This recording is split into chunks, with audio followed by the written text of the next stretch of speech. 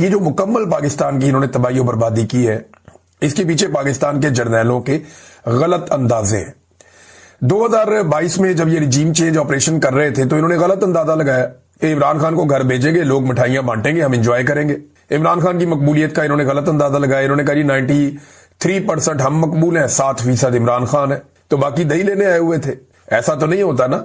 मैंने उस वक्त भी समझाया था कि ये वाइस वर्सा हो जाएगा। वो लोग आज भी जिंदा है और मेरी बात सुन रहे होंगे और उन्हें मेरी बात याद भी आ रही होगी जब मैंने उन्हें यह कहा था कि यह पंगा नहीं करना आपने, बल्कि सामने बिठाकर समझाया था, 6 घंटे समझाया था कि ये मत करना। उल्टा मुझे समझा रहे थे कि नहीं हमारे साथ मिल जाए, बड़ा फायदा होगा, मुनाफा होगा, ये होगा, वो होगा। मुल्क से आगे तो कोई भी चीज नहीं होती ना। तो अब ये नाजरीन जो एक खौफ फैलाने का एस्टीमेट DGISPR की प्रेस कॉन्फ्रेंस के साथ जोड़ा गया था कि DGISPR आएंगे, आकर बहुत जोर से बोलेंगे, ऊंची ऊंची चिल्लाएंगे, मुतनादे अल्फाज बोलेंगे, खुलकर सियासत करेंगे और उसके बाद लोग डर जाएंगे, वो नहीं हुआ। आज मंगल का दिन था, इमरान खान साहब की बहनों ने इमरान खान साहब से मिलना था और यह तासुर बनाया जा रहा था कि जो आएगा मारेंगे, खाल उतार देंगे, चमड़ी उधेड़ देंगे, जबान खींच लेंगे, रगड़ के रख देंगे। ये फैसल वाडे और ये तलाल चौधरी टाइप के लोग जो है ना, ये धड़ाधड़ इस तरह के स्टेटमेंट दे रहे थे। उल्टा फैसल वाडा साहब ने अपना नाम ही बदलवा दिया। वो PTI वाले उन्हें टॉमी कह के बुलाते हैं। अब कितनी जाती है, लेकिन फैसल वाडा को आप PTI वाले टॉमी कह के बुलाते हैं। फैसल वाडा ने ये खेल शुरू किया था, उन्होंने उठा के उन्हीं पे डाल दिया। बल्कि फैसल वाडा के हवाले से नए नारे भी बन गए हैं, आगे चल के बताता हूं मैं आपको। इमरान खान साहब की बहनें पहुंची अडयाला जेल में, तो टाउटों ने यह दावा किया था कि पहले नाके पे रोक लिया जाएगा, बिल्कुल किसी को आगे नहीं जाने दिया जाएगा। लेकिन फिर हमने देखा कि पहला नाका क्रॉस हुआ, दूसरा भी क्रॉस हुआ और जहां पे ये हमेशा पहुंचते हैं वहां पे पहुंच गए। इमरान खान साहब की बहनें भी और पाकिस्तान तहरीक इंसाफ के कारकुन भी बड़ी तादाद में आ गए। इनमें अरकान असेंबली भी हैं और टिकट होल्डर्स भी हैं। सलमान अकरम राजा भी हैं। शाहिद खटक वहां पे पहुंचे, उन्होंने कहा जी मेरे बारे में तो खुसूसी तौर पर यह कहा गया था ना, जब मीडिया ने पूछा कि आपका तो नाम लेकर कहा गया था कि आपको रगड़ा लगेगा, यहां पे आपको उठा लेंगे, तो शाहिद खटक ने कहा देखो हम आ गए, यहां पे हमने खौफ के बुत तोड़ लिए, हमको डरे हुए तो नहीं है, सहमे हुए तो नहीं है। ये ऐसे तो नहीं हो सकता कि आप कहेंगे नहीं आना तो कोई नहीं आएगा। इमरान खान कौम का लीडर है। बल्कि शाहिद खटक ने एक बड़ी इंपॉर्टेंट बात की, मैं सुन रहा था, उन्होंने कहा जी कि इस प्रेस कॉन्फ्रेंस के बाद इमरान खान साहब की जिंदगी को जो लाक हैं खतरात, वो बहुत बढ़ गए हैं। यानी DGISPR की जानिब से ऐसी गैर जिम्मेदाराना प्रेस कॉन्फ्रेंस और ऐसी धमकी आमेज लहजे के अंदर बात करना, ये खतरात इमरान खान के लिए बहुत बढ़ गए हैं। अब यूनिफॉर्म में ऑफिसर आकर इमरान खान को अगर धमकियां लगाएगा और उसको सिक्योरिटी थ्रेट करार देगा, तो ये तो एक तरह से उसको मारने की साजिश है इमरान खान को। आप कह रहे हैं सिक्योरिटी थ्रेट है, जेल खतरनाक कैदियों से भरी पड़ी है, यानी आपको समझ नहीं आ रही आप कर क्या रहे हैं। और पाकिस्तान का सबसे मकबूल लीडर है जिसकी जिंदगी के साथ आप एक मरतबा फिर खेल रहे हैं। तो शाहिद खटक ने कहा जी बहुत खदशात बढ़ गए हैं। इमरान खान की बहनों ने कहा हम आ गए ना, हम यहां बैठ गए, हम नहीं यहां से जाते, अब हम यहां पे धरना देंगे, मारना है मारो, डंडे मारने हैं मारो, आंसू गैस फेंकनी है फेंको, गोली चलानी है गोली चलाओ, हम यहां बैठे, हम यहां धरना देंगे। पाकिस्तान तहरीक इंसाफ के कारकुन खैबर पख्तूनख्वा से और पंजाब से बहुत बड़ी तादाद में आ गए। और आज भी मैंने जब पूछा वहां पे मौजूद सहाफियों से कि ज्यादा लोग कहां से आए, तो उन्होंने कहा पंजाब से आए। मैं थोड़े दिन पहले नजर अब्बास साहब के प्रोग्राम में भी ये कह रहा था कि पंजाब है पाकिस्तान तहरीक इंसाफ का असल गढ़। एस्टेब्लिशमेंट ने वहां पे 2 नंबरी बहुत बड़ी कर दी है। हालांकि ज्यादा ताकत खैबर पख्तूनख्वा से भी ज्यादा ताकत इमरान खान के लोगों की पंजाब में, लेकिन पंजाब को बहुत जबरदस्ती छीना गया क्योंकि एस्टेब्लिशमेंट ये रिस्क ही नहीं ले सकती कि पंजाब को PTI के पास जाने दिया जाए या उनके हवाले किया जाए, तो उन्होंने वहां कब्जा किया हुआ है। अब मामला यह है कि इमरान खान साहब की बहनें पहुंच गई, उन्होंने बड़ी खुलकर बातचीत भी की है। सारी कोशिश के बावजूद DGISPR की धमकियां, उनके सारे टाउट्स मिलकर भी अब बयानिए की लड़ाई हार गए। और इसकी सबसे बड़ी जो वजह है ना बयानिए की लड़ाई इनके हार जाने की, एक ओवरसीज पाकिस्तानी और दूसरा पाकिस्तान का डिजिटल मीडिया जो आज के दिन तक, इस घड़ी तक इमरान खान साहब के साथ खड़ा। डिजिटल मीडिया या सोशल मीडिया और ओवरसीज पाकिस्तानी, ये इमरान खान के साथ खड़े हैं ना, तो एस्टेब्लिशमेंट इमरान खान को शिकस्त नहीं दे सकती। क्योंकि पाकिस्तान में तो पाकिस्तानी साबित कर चुके हैं कि वो इमरान खान के अलावा किसी और लीडर की फिलहाल शक्ल पसंद नहीं कर रहे। अब इमरान खान साहब की बहनों ने क्या कहा, देखिए वहां उनसे बड़े सख्त सवालात भी हुए, सवालात वाले लोग आते हैं, उन्होंने फिर सवालात भी करने होते हैं। तो आसिम मुनीर साहब के बारे में सवाल किया कि जी इमरान खान उन पर तनकीद करते हैं, आपने उनके बारे में ट्वीट करवाया, जो इमरान खान ने बताया आपने बाहर आकर बता दिया। तो उस्मा खानम जो है इमरान खान साहब की बहन, जिन्हें पिछली मर्तबा मुलाकात के लिए भेजा गया था 2 तारीख को। उन्होंने कहा जी आसिम मुनीर सरकारी मुलाजिम है, हमारे टैक्स के पैसों पर चलता है, इस पर बात करना सियासी नहीं है। इमरान खान जो पैगाम देता है हम देते हैं। ये उज़मा खानम ने कहा कि जी इमरान खान हमें जो कहता है हम कह देते हैं। ये कौन सा सियासी आदमी है, सरकारी मुलाजिम है, हमारे टैक्स के पैसे पे चलता है, तो इसके ऊपर तनकीद करने का क्या मसला है। इमरान खान हमें जो कहता है हम बाहर आकर कह देते हैं। और फिर उसके बाद अलीमा खानम ने कहा कि आलमी तंजीमें भी इमरान खान की कैद तन्हाई जो एक तरह का तशद्दुद है उसके खिलाफ आवाज उठा रही है। पूरी दुनिया में ये आवाज उठ रही है और फर्दे वाहिद पर गुफ्तगू करना कोई नेशनल सिक्योरिटी का मामला नहीं होता। इमरान खान की बहन नौरीन खानम भी वहां पे मौजूद थी, जिनपे कुछ अर्सा पहले तशद्दुद भी किया गया 2 हफ्ते पहले। और उन्होंने कहा जी ज़हनी मरीज तो ये सारे लोग हैं। और ये जो प्रेस कॉन्फ्रेंस हुई है DGISPR की, मुझे तो बड़ी खुशी है। इसके बाद सब लोग जाग गए हैं, जो लोग नहीं जाग रहे थे वो भी जाग गए हैं। ज़हनी मरीज तो ये खुद है। आप पागल खाने में जाते हैं तो आप देखते हैं ना कि जो पागल है वहां पे वो आने वालों को कहते हैं कि पागल आ गए, पागल आ गए। तो ये इस तरह पागल कह रहे हैं या ज़हनी मरीज कह रहे हैं, ये खुद पागल है, ये खुद ज़हनी मरीज है। और इनका वो हाल है कि पागलों वाला हाल है। और साथ में उन्होंने कहा जी इमरान खान अल्हम्दुलिल्लाह दुनिया की दुआएं इमरान खान के साथ हैं। अभी एक खातून का मुझे फोन आया था, वो बता रही थी कि हम सजदे में खाना काबा में इमरान खान के लिए दुआएं मांग रहे हैं और यहां हम इमरान खान के लिए दुआएं करते हैं। मैं 2023 में नादरीन उम्रे पे गया था। इस मरतबा मैं हज पर गया, 2025 में मैं हज पर गया और 2023 में मैंने उम्रा किया था रमजान मुबारक में। मैंने वापस आकर इमरान खान को बताया था कि मैंने इतनी दुआएं खाना काबा में और मस्जिद नबवी में किसी शख्स के लिए, किसी जिंदा इंसान के लिए होती हुई नहीं देखी जितनी दुआएं मैंने लोगों को आपके लिए मांगते हुए देखा है। ये 2023 के शुरू की बात है, मैंने इमरान खान को बताया था। और अभी जब मैं हज पे गया हूं तो इतनी लोग झोलियां उठाकर किसी के लिए दुआएं नहीं कर रहे थे जितनी इमरान खान के लिए कर रहे थे। और हत्ता कि मैंने देखा कि जो मौजूदा निजाम के इस वक्त पाकिस्तान में काबिज हैं, जो लोग सियासी हुक्मरान हैं और ये जो अस्करी क़यादत है, इनको लोग झोलियां उठाकर बदुआएं दे रहे थे कि इन्होंने पाकिस्तान का बेड़ा गर्क करके रख दिया। तो इमरान खान साहब की बहनें जो है वो डट गई है, वहां पे वो बैठ गई है, उन्होंने धरना दे दिया है। तो अब वो बैठ गए अडियाला के बाहर धरना देकर। एक बार फिर पूरी दुनिया के अंदर आपकी जगहसाई हो रही है। ये मैं पाकिस्तान के हुक्मरानों को कह रहा हूं, एस्टेब्लिशमेंट को कह रहा हूं। दुनिया जान रही है कि पाकिस्तान में एक मिलिट्री रिजीम है और फौजी क़यादत ने पूरे निजाम के ऊपर कब्जा किया हुआ है और हर इदारे को यरगमाल बनाया हुआ है। आपकी जमहूरियत का पोल पूरी दुनिया में खुल रहा है। टक्के की जमहूरियत नहीं है पाकिस्तान में, आमरीयत है।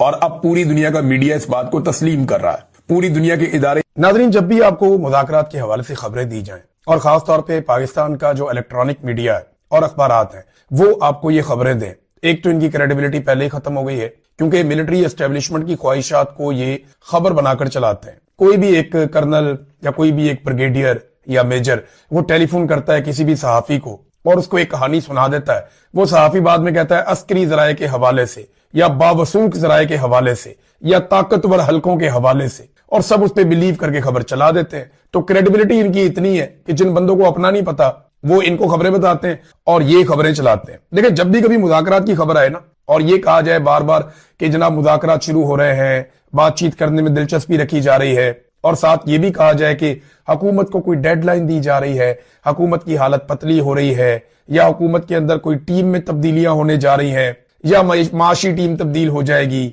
या कोई वंडर बॉय आ जाएगा, ये चीजें जब भी आप होती हुई देखें तो आप एक बात समझ जाएं कि कोई अवामी एहतजाज होने जा रहा है जिसके नतीजे में हुकूमत और एस्टेब्लिशमेंट परेशान है और वो उससे निपटने के लिए एक माहौल बना रहे हैं। इससे ये हासिल क्या करते हैं, ये डाइवर्जन लगाते हैं। आप जब कभी कहीं सड़क पे जा रहे होते हैं ना तो अचानक एक बोर्ड आ जाता है डाइवर्जन, और वो बताता है कि जी आगे काम चल रहा है, आप इधर से मुड़ के चले जाएं। तो वो आपका रास्ता बदल देते हैं। तो वो आपकी तवज्जो हटाने के लिए पब्लिक को एक नया खिलौना दे देते हैं। उन्हें बताते हैं जनाब यहां तो मुज़ाकरात चल रहे हैं तो जल्दी कोई ना कोई मामला हल हो जाएगा। कभी उन्हें बताते हैं कि हुकूमत तो वैसे ही मुश्किल में आ गई, ये तो पीपल्स पार्टी और पीएमएलएन की लड़ाई शुरू हो गई है, या पीपल्स पार्टी पीएमएलएन और एस्टेब्लिशमेंट की लड़ाई शुरू हो गई है, लिहाजा हमें जोर लगाने की कोई जरूरत नहीं है। तो पब्लिक को इस किस्म का ये छनकना देते हैं बजाने के लिए, और लोग 2-4 मरतबा, मैं माजरत के साथ कहूंगा 2-4 मरतबा इनके झांसे में आए भी हैं। लेकिन अब आप इनको सुने तो आप फौरी तौर पर जब भी कोई तहरीक चल रही हो या मोमेंटम बन रहा हो या लोग मोबिलाइज हो रहे हो तो उस वक्त अगर इस तरह की बातें हैं तो आप फौरन समझ जाएं कि धोखा देने की तैयारी की जा रही। जो असल प्लान है वो पूरे पाकिस्तान को बंद करने का है और 8 फरवरी को उसका पहला इम्तिहान है। पाकिस्तान तहरीक इंसाफ ने इस हवाले से एक मोमेंटम गेन करना शुरू कर दिया। अब मैं ये कह सकता हूं कि मोमेंटम वहां पहुंच गया जहां पे अली अमीन गंडापुर साहब ने सरेंडर किया था, यानी मामला वहां तक पहुंच गया। अब उतनी बड़ी तादाद में लोग दोबारा मोबिलाइज हो चुके हैं। अब इस तादाद को बढ़ाना है, इसको दुगना करना है। क्या ये जो मौजूदा टीम है वो कर पाएगी? वो तो बहुत एनर्जेटिक है, नौजवान है, वो रोजाना कोई ना कोई एक्टिविटी करते हैं। ना सिर्फ उन्होंने सूबे की परफॉर्मेंस से साबित किया कि वो बाकी सूबों से बेहतर परफॉर्म कर रहे हैं, बल्कि साथ ही साथ उन्होंने अपनी सियासी एक्टिविटीज को भी कई गुना तक बढ़ाया और बड़ा शानदार उन्होंने काम करके दिखाया। बड़े घाघ और पुराने सियासतदानों का इन्होंने मुकाबला किया नौजवानों की इस टीम ने, और इमरान खान साहब ने इस टीम पर भरोसा भी किया है। अब जनाब जो हरिपुर के मनाजिर है वो तो ये बता रहे हैं कि खैबर पख्तूनख्वा एक मरतबा फिर तैयार है। याद रखिएगा, जब ये क्राउड मालाकंड जाएगा ना, फिर आपको पता चलेगा, क्योंकि मालाकंड एक ऐसी जगह है जहां पे बहुत ताकत है पाकिस्तान तहरीक इंसाफ के पास। हजारा वो डिवीजन है या एबटाबाद हरिपुर जहां पे पीएमएलएन कहीं ना कहीं कुछ ना कुछ बाकी है। वो इलेक्शन तो नहीं जीत पाएंगे, नवाज शरीफ खुद यहां से इलेक्शन हार गए, लेकिन किसी ना किसी सूरत में कुछ ना कुछ उनकी बाकियात हैं वहां पे। फॉर्म 47 ना मिले तो इलेक्शन नहीं जीत सकते, लेकिन फिर भी आप ये कह सकते हैं कि वो वहां एग्जिस्ट करते हैं। मगर दूसरी जानिब जो वहां से रिस्पांस मिला पाकिस्तान तहरीक इंसाफ को या सुहेल अफरीदी को, अब प्लान उनका यह है कि पूरा पाकिस्तान बंद करना है। वो जब कहते हैं ना कि हर चौक डी चौक, तो इसका एक मतलब है, इसका मतलब है कि अब डी चौक जाने की जरूरत नहीं है, हर चौक को डी चौक बनाने की जरूरत है। आप पाकिस्तान के हर चौक में बैठ जाएं, हर जगह पे निकल के बाहर आ जाएं और पाकिस्तान के अंदर जो है वो काम रोक दे पब्लिक। यानी प्लान ये है कि पाकिस्तान में काम रोक दिया जाएगा और पब्लिक कहेगी जी हम काम नहीं करते। हम ये बैठे हुए, जब तक आप मुल्क को सीधा नहीं करते ना, आप काम करने नहीं दे रहे, आप काम चलने नहीं दे रहे, एक एक करके हम सबको मार रहे हैं, तो हम इकट्ठे होके आ गए, इकट्ठे ही मार दो। तो मार तो नहीं सकता कोई इतनी बड़ी तादाद में करोड़ों लाखों लोगों को। तो लोग जब अपने अपने इलाके पर निकल के बैठते हैं ना, तो एसएचओ की, थानेदार की कभी भी जरूरत नहीं होती कि वो लोगों के सामने आ जाए। मुझे अच्छी तरह याद है लाहौर शहर के अंदर जब अपनी गली में, अपने मोहल्ले में लोग निकलते हैं ना, तो पुलिस की जरूरत नहीं होती वहां पे आके मुदाखलत करने की। तो जब हर गली में, हर मोहल्ले में, हर इलाके में, हर चौक में डी चौक बनेगा और लोग निकलेंगे, जैसा कि पाकिस्तान तहरीक इंसाफ का एक प्लान है, तो फिर ये रियासत के पास किसी किस्म की गुंजाइश रहेगी नहीं। ये करेंगे क्या? ये सबसे पहले इंटरनेट बंद करेंगे। लोग जो है वो केबल वाला इंटरनेट इस्तेमाल करना शुरू कर देंगे, जिसको आप पीटीसीएल कहते हैं, या दूसरा इंटरनेट, लोग वो इस्तेमाल करेंगे। उसके बाद ये दूसरे मरहले में वो वाला इंटरनेट भी बंद कर देंगे। वो इंटरनेट बंद होने के बाद कम्युनिकेशन तकरीबन खत्म हो जाएगा। सिर्फ लाइनिंग वाले फोन अगर कहीं चल रहे होंगे तो चल रहे होंगे। तो कम्युनिकेशन खत्म होने का नुकसान सिर्फ लोगों को नहीं होगा, लोग तो बैठे रहेंगे या लोग इंतजार करते रहेंगे। तो क्योंकि कोई मारधार तो पाकिस्तान में हो नहीं रही, लोग पुरअमन एहतजाज कर रहे हैं। अगर लोग घर भी चले जाते हैं, कम्युनिकेशन खुलती है, फिर बाहर आके बैठ जाएंगे। तो इनके पास इसका हल ही कोई नहीं, पुरअमन एहतजाज से बड़ा बदला ही कोई नहीं कि आप पाकिस्तान को बंद करें। अगर ये पूरे पाकिस्तान में मुकम्मल तौर पे इंटरनेट बंद कर देते हैं, तो पाकिस्तान की तमाम एटीएम मशीनें, तमाम पाकिस्तान के बैंक, तमाम पाकिस्तान के अंदर जितने भी लोग पूरी दुनिया के साथ कनेक्टेड है, वो कनेक्टिविटी खत्म हो जाएगी। सिक्योर लाइनें एक दो है जो गवर्नमेंट और एस्टेब्लिशमेंट के पास है, उनके जरिए से वो राब्ते में तो रह सकते हैं बैनुल अक़वामी तौर पे, लेकिन पाकिस्तान के मीडिया के पास भी इंटरनेट नहीं होगा, पाकिस्तान के सोशल मीडिया के पास भी इंटरनेट नहीं होगा, और एक अजीबोगरीब सूरत पाकिस्तान में पैदा हो जाएगी। इस सूरत को कोई भी हुकूमत 4-5 दिन से लंबा नहीं खींच सकती। अभी ईरान ने कुछ अरसा खींचा, लेकिन साथ ही उन्हें वो खोलना पड़ गया। जैसे ही उन्होंने मुजाहरों पे कंट्रोल किया, उन्हें खोलना पड़ गया। लेकिन ईरान में पुरतशद्दुद मुजाहरे हो रहे थे और बाहर से स्पॉन्सर्ड थे। पाकिस्तान में तो लोग काफी अरसे से कोशिश कर रहे हैं कि इस रजीम से जान छूटे। तो ये है वो प्लान कि हर चौक डी चौक। तो जबरदस्त किस्म का रिस्पॉन्स मिला है पाकिस्तान तहरीक इंसाफ को, खास तौर पे हजारा में, एबटाबाद में, हरिपुर में। और लोगों की अगर आप तस्वीर देखें या मनाजिर देखें तो आपको आइडिया हो जाता है कि तहरीक इंसाफ किस तरफ जा रही है और मोमेंटम किस तरह बन रहा है। दूसरा नाजरीन, जो वोटर की उम्र को लेकर कमरुज़्ज़मान कायरा साहब का भी एक बयान आ गया, यानी पीएमएलएन और उनके साथी और उनके रिपोर्टर्स वही तो बात कर रहे हैं, बार बार कर रहे हैं, और ये तजवीज बाकायदा ज़ेरे गौर है कि वोटर्स की जो उम्र की हद है उसको बढ़ा दिया जाए, 18 साल से बढ़ा के उन्हें कर दिया जाए 25 साल। देखिए, इस हिसाब से एक अजीबोगरीब काम हो जाएगा। बहुत सारे वोटर ऐसे होंगे जिन्होंने 2024 में वोट डाला, लेकिन अगले इलेक्शन में वो वोट नहीं डाल पाएंगे। फर्ज करें इलेक्शन आ जाता है 27 में, 28 में या 29 में, जब भी आता है, वो जब भी अगला इलेक्शन आएगा वो वोट नहीं डाल पाएंगे। जिन्होंने 2024 में वोट डाला, वो 2026, 27, 28, 29 जब भी इलेक्शन होगा उसमें वोट डालने के अहल नहीं रहेंगे। और ये लाखों की तादाद में नौजवान होंगे जो 18 साल, 19 साल के थे, उन्होंने वोट डाल दिया था, लेकिन अब वो 22-23 साल के होने के बावजूद वोट नहीं डाल सकते, क्योंकि ये 25 साल तक लेकर जाना चाह रहे हैं। पीपल्स पार्टी भी इसकी हमायत में आ गई। कमरुज़्ज़मान कायरा साहब ने कहा जी 18 साल के नौजवान के सियासी शऊर पे उन्होंने सवाल उठाया कि ये तो मंशूर तक नहीं पढ़ते, तो ये कैसे फैसला करते हैं, हम भी इस उम्र से गुजरे हैं। तो कमरुज़्ज़मान कायरा साहब, मैं आपको 2 चैलेंजेस करता हूं। नंबर 1, बिलावल जरदारी की उम्र कितनी थी जब उसको एक पर्ची के ऊपर आपने अपनी पार्टी का चेयरमैन बना लिया था? बताएं ना जरा। आपने तो पूरी की पूरी एक पॉलिटिकल पार्टी एक कम उम्र नौजवान के हाथ में थमा दी थी। उसकी उम्र तो 25 साल नहीं थी। आपने पूरी पार्टी उसको दे दी थी एक ऐसी पर्ची के ऊपर जिसकी कोई क्रेडिबिलिटी भी नहीं है, और आप कह रहे हैं कि आपका नौजवान सियाना है और कौम के नौजवान जो है वो गुमराह है, उनको कुछ नहीं पता। मैं चैलेंज करता हूं कि बहुत सारे एमएनएस और एमपीएस के उम्मीदवार भी अपनी अपनी पार्टियों के मंशूर के बारे में कुछ नहीं जानते, उन्हें पता ही नहीं है। और बहुत सारे पाकिस्तान में ऐसे लोग हैं जो एक जमात भी नहीं पढ़े हुए, जो कभी स्कूल में नहीं गए, तो वो तो मंशूर पढ़ ही नहीं सकते।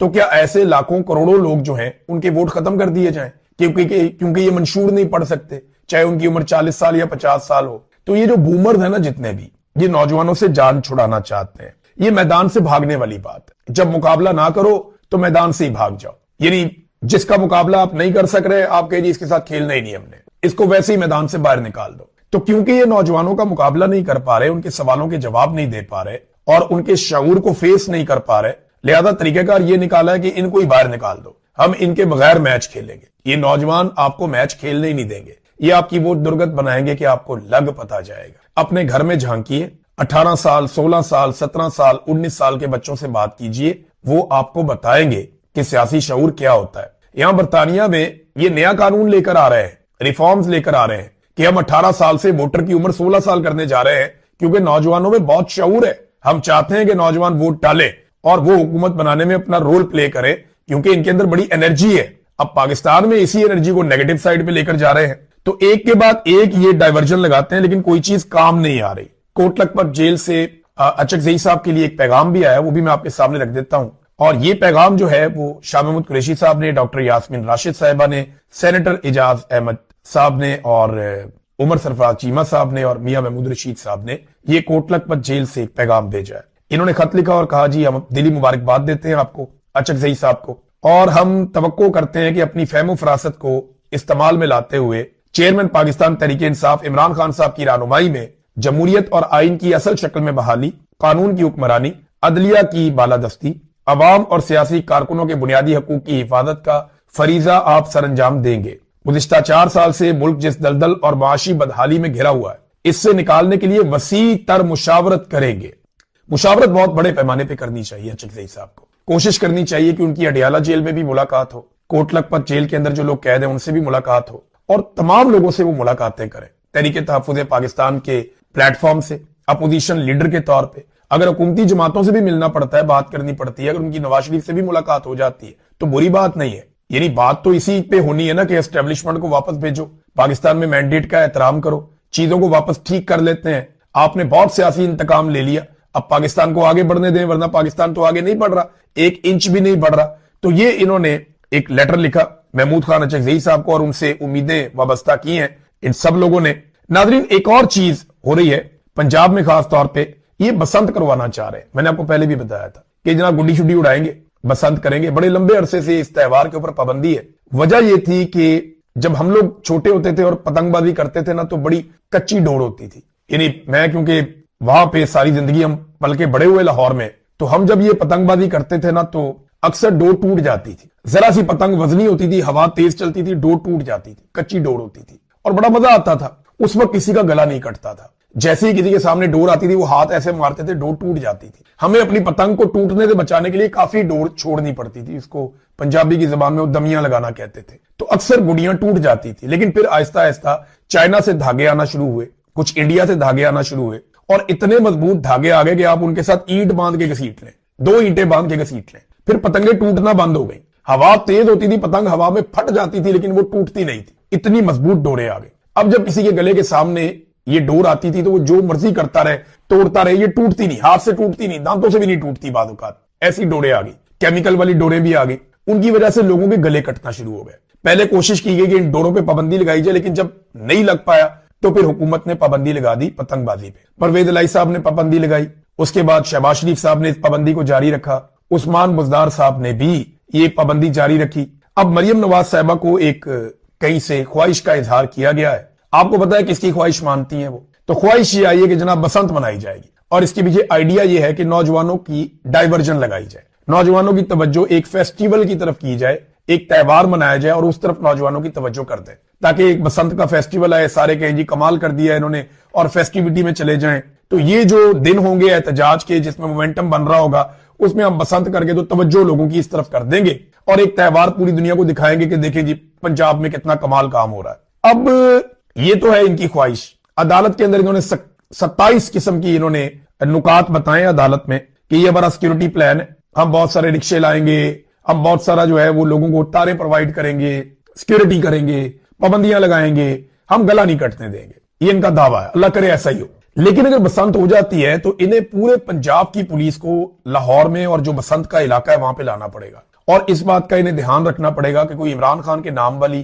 कैदी नंबर 804 वाली या पाकिस्तान तहरीक इंसाफ के झंडे वाली पतंग हवा में ना आए, क्योंकि मेरी इंफॉर्मेशन के मुताबिक बेशुमार पतंगबाज ऐसे हैं जो पाकिस्तान तहरीक इंसाफ को पसंद करते हैं और लाहौर जहां पे ये फेस्टिवल करवाना चाह रहे हैं वहां पे लोग पागलों की तरह इमरान खान साहब को फॉलो करते हैं। लाहौर के 44 हलकों में से 41 हलकों में पाकिस्तान तहरीक इंसाफ फॉर्म 45 के मुताबिक जीती है। सिर्फ 3 हलकों में PMLN को कामयाबी मिली है, यानी 10% के करीब वो बाकी बचे हैं, बाकी PTI है, बहुत तगड़ी है लाहौर में। तो ये कैसे रोकेंगे? ये मुमकिन नहीं है। गुंजान आबाद शहर है, हर तरफ इतनी आबादियां हैं, हर छत पे पुलिस चढ़ नहीं सकती, ये मैनेज ही नहीं कर पाएंगे। इतने बड़े पैमाने पर पाकिस्तान तहरीक इंसाफ की कंपेन चलेगी, आप हैरान हो जाएंगे। अच्छा, इसको काउंटर करने के लिए ना मुझे ये भी पता है कि ये अरबों रुपए करोड़ों रुपए लगा के ना मुफ्त ऐसी गुडियां बांटेंगे जिनमें इनकी अपनी प्रमोशन होगी, लेकिन आप ये भी देखेंगे कि लोग पैसे खर्च देंगे लेकिन इनकी गुडियां नहीं उड़ाएंगे। मैं जानता हूं ना लाहौरियों को, लाहौरी बहुत जिंदा दिल है,